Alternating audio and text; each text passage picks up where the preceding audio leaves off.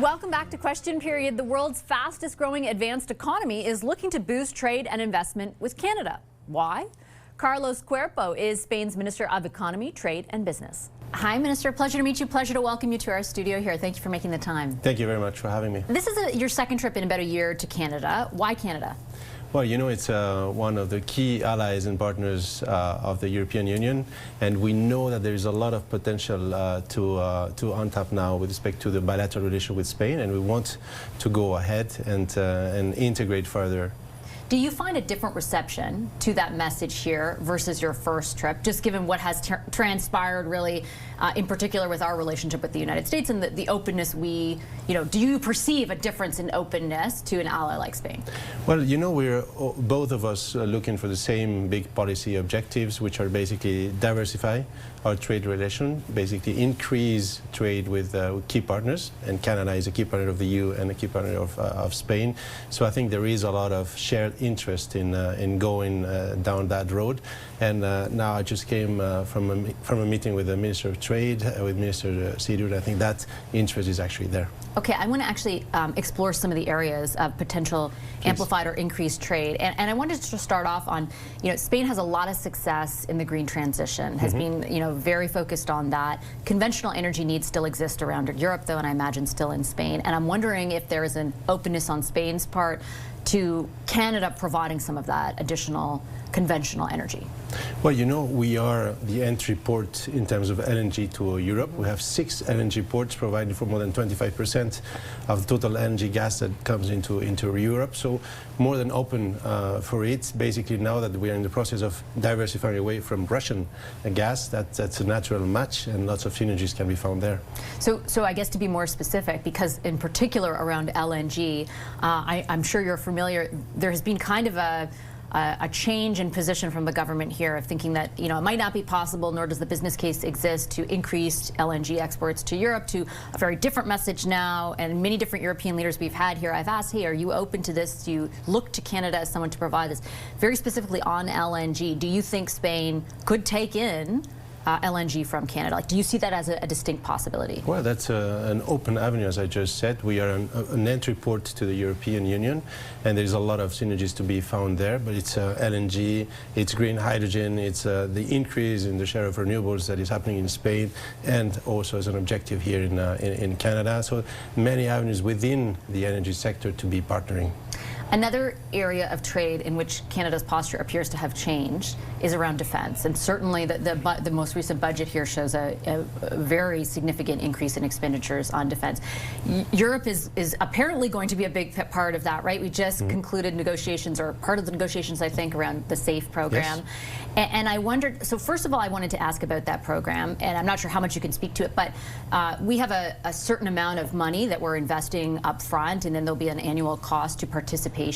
There has been some reporting so far saying, well, our amount was much smaller than the UK's, and the UK talks broke off. Like, is the amount of money that we're spending to participate in this program commensurate, in your view, with what Canada will get from it? Like, will it be diminished, or do you think potential for more exists? Well, there's a huge potential. I think, again, that's an area where we're both entering the same, or walking the same path, which is increasing our efforts in terms of defense and security spending and investment in the EU, but in Canada and in Spain as well. You know, we had this target of reaching 2% of GDP in terms of defense spending by 2029 in Spain, and we did actually bring it forward to 2025. And I think it's a very similar situation in Canada as well. So there will be a lot of investment to come in the next few years. So within NATO allies, of course, there is again an avenue for us to partner and to have joint avenues to have an efficient spending, and at the same time develop our own industries, because I think that's the way forward. And having Canada has been part of our own instrument, of the SAFE instrument, I think that opens the way for a lot of collaboration and many projects to come in the next few years. And of course, Canada will get its fair share, and Canadian companies as well. In layman's terms, does that mean, in your view, that like Europe and Canada are kind of cooperating in almost like a wartime economy? Like, is that the sense that you have? Like, how would you describe what potential exists in layman's terms? Well, I think it's a collaboration that is a long-term one. So again, we are all somehow internalizing the need to increase or to step ahead in terms of reducing our dependencies on other providers of defense and security for the obvious reasons. And on that front, it's not just a wartime effort, it's a long-term effort that will provide also, as I said, for the development of our own industries. There's a lot to be gained in this investment in security and defense, also when it comes to dual use innovation that comes out of all those big investments. And I'm sure that there will be a win-win situation with respect to the participation of joint collaboration between Canada and the EU. Where do you see Canada relative to other trading partners in that area?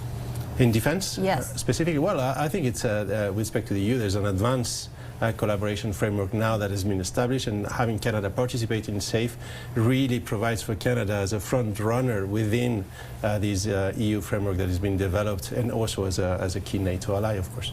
There's been some reporting in this country about Spain's success when it comes to economic growth, and in particular the IMF, for example, saying that, that Spain will be the fastest growing advanced economy. For the second year in a row. For the second year in a row, correct. You would know better than I do. What is the key ingredient, in your view, to that economic growth?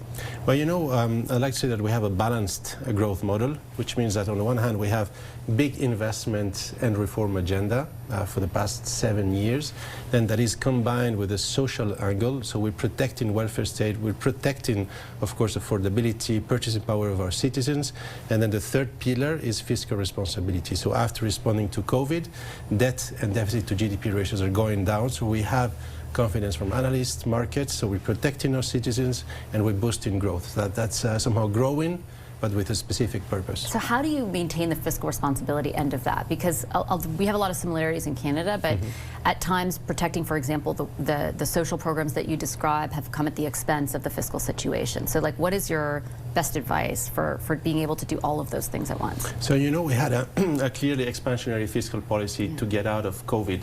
And that was a very differential response to previous crises, and that did allow us to basically get out of it unscarred and growing out of debt as well. So now, with a specific element of fiscal responsibility, we are in a very good place, which is reduction of debt through the denominator, through the increase in GDP, but also through fiscal responsibility. This year, we will have 2.5% of deficit to GDP.